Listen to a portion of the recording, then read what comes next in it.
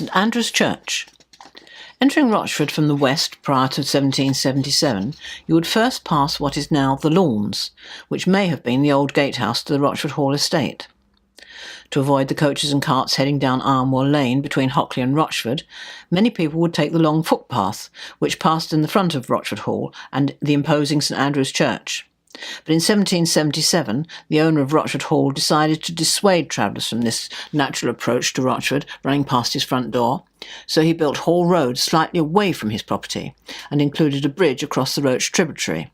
This later would become a turnpike or toll road. St Andrew's Church building has its origins in the 13th and 14th centuries, although the list of incumbents lets us know that people were worshipping God on this site much earlier than this. Take a while to look inside at the stained glass windows and the inscriptions on the tombs. The 15th-16th century tower is a fine example of Tudor brickwork, featuring interspersed Reigate stone to give a diaper pattern. The tower is built from 15th century brick that came from the Rochford brickworks and was built by Thomas Boteler, Earl of Ormond, the maternal great-grandfather of Anne Boleyn. Although Sir Richard Rich would later claim the tower's construction, and indeed may have contributed to its completion in some way, the Ormond coat of arms above the west entrance seems to settle this dispute. To the north is the vestry, a late 16th century brick addition. Edward Calamy would join the church in the 1630s and soon caught malaria as a result of living in this area. He would preach all his sermons while sitting at his desk, as he became dizzy if he stood up. In 1862, the interior of the church was restored by replacing the old pews, raising the ceiling and removing the gallery. The Reverend Benjamin Cotton became rector in 1861, staying for over 50 years, and oversaw many of these changes. Benton, the local farmer and historian, recorded in 1882 that smugglers secretly used the church tower to store gin, tea and other goods brought from France, and a cavity below the pulpit was called the magazine. The Rochford Parish Memorial to local victims of the Great War of 1914-18 was moved to its present location in the tower in 2005. In the porch, wooden boards list the name of every Rochford resident who served in the war.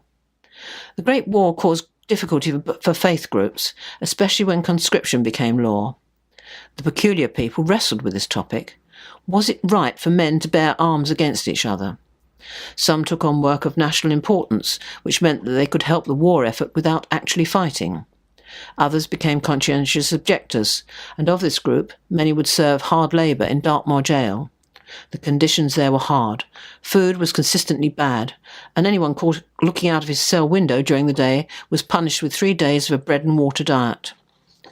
Today, the church is possibly unique in now being completely surrounded by a golf course. The important brass of Thomas de Staple moved from Shopland Church to Sutton Church.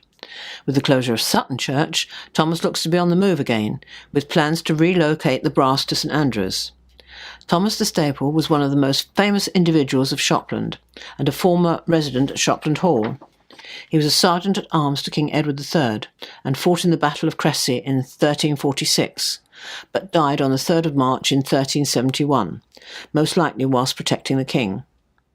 The effigy depicts Thomas de Staple in armour wearing a pointed bassinet, which is a medieval European open-faced military helmet, typically fitted with an aventail and hinged visor.